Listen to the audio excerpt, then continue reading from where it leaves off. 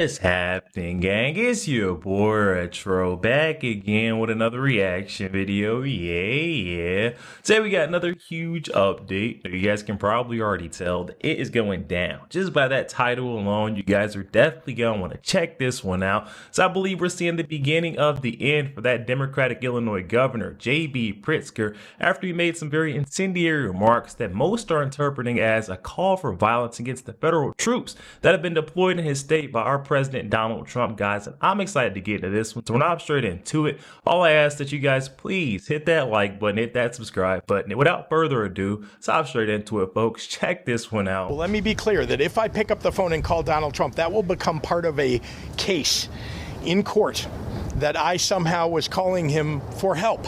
And therefore, it will become predicate to him sending military troops into the state of Illinois. If I called him, I would say exactly what I have said to all of you. By the way, he hasn't called me either. And he doesn't seem to want to talk directly to me. He just wants to talk to television cameras and berate the people of Chicago and berate the people of Illinois and attack the city of Chicago. And I reject that entirely, and it doesn't deserve any response except the one that I have given, which is this is no joke. Donald Trump is doing something that's not normal. And we should not accept it in this country. It's un-American. It's anti-American what Donald Trump is doing. Governor Pritzker, for the first time, calling for the removal of President Trump from office. This on the same day the president said dangerous cities like Chicago should be used as training grounds for the military.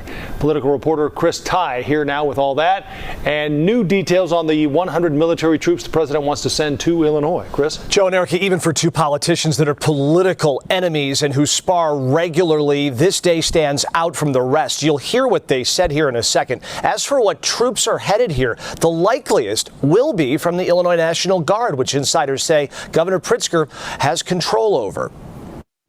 From Washington, we should use some of these dangerous cities as training grounds for our military, National Guard, but military, because we're going into Chicago very soon. To Chicago. Suggest that you're going to arrest people or that people don't deserve to be U.S. citizens when they are, just because they oppose the President of the United States. I mean, there is something genuinely wrong with this man, and the 25th Amendment ought to be invoked. Sparring continues, as does the planning for which set of 100 military troops are Illinois bound to help protect ICE agents and facilities as requested by the Department of Homeland Security. I think the president's going to go and activate the National Guard, if it was my guess. If the former head of the Illinois National Guard is right, it will require Governor Pritzker, who vehemently opposes Guard activation, to pass along the orders from the feds to Illinois Guard leadership if it comes down, because he does sit atop the Guard's chain of command. The governor cannot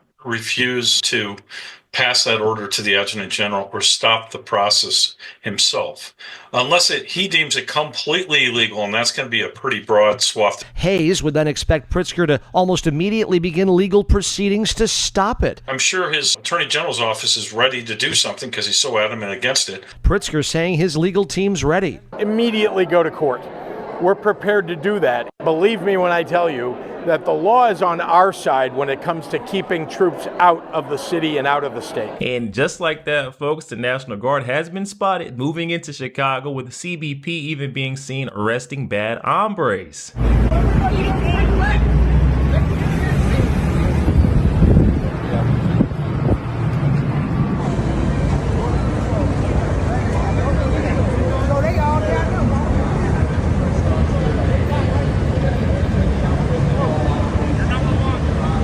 So we can see there is a very heavy troop presence throughout the streets of Chicago, and upon word traveling, we immediately seen anti-ICE protests beginning to break out. If we don't get it, if we don't get it, I say welcome in this town. I say welcome in this town.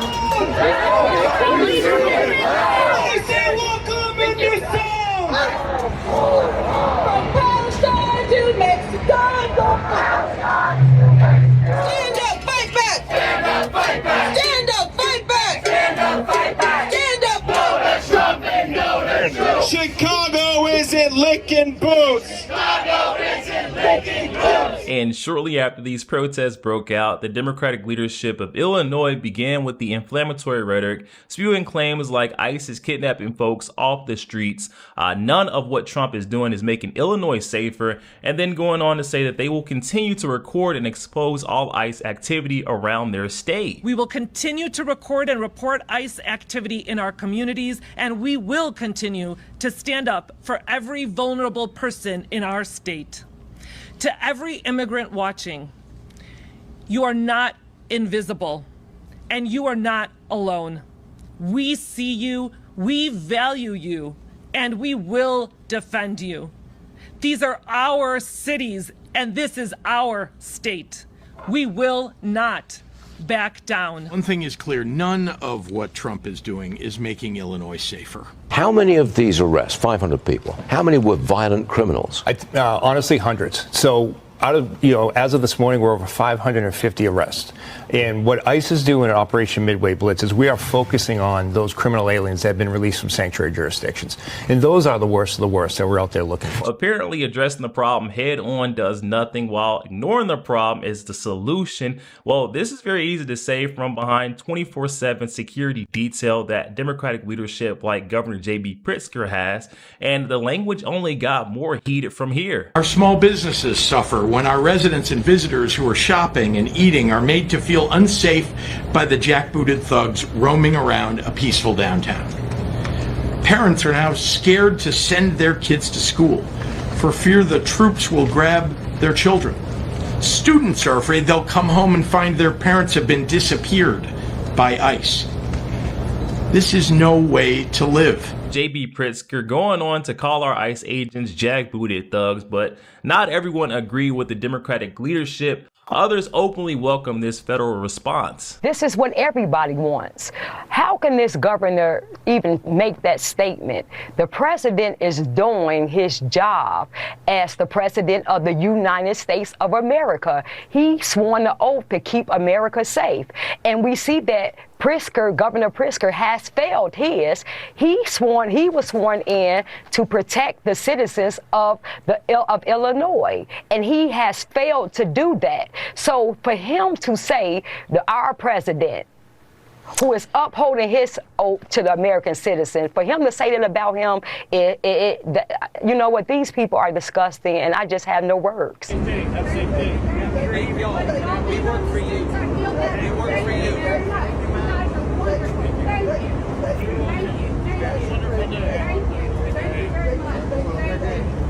This animosity towards the troops is not unanimous, as we see that local residents are praising the efforts of Trump sending the troops. But despite the residential praise, city leadership continued to push back in different ways, even questioning ICE's gear. Have nothing to do with making our city safer. My question to these masked, heavily armed individuals is simple. What could you possibly need an automatic weapon for? The only plausible explanation is that their aim is not to carry out their duties, but instead strike fear in our communities.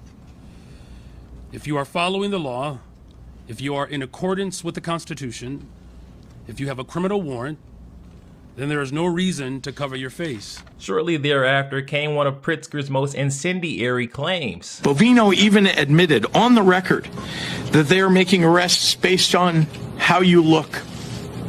Based on how you look. How you look. That's the baseline. They're not targeting violent criminals or gang members. They're arresting tamale vendors and delivery men and shaking down families.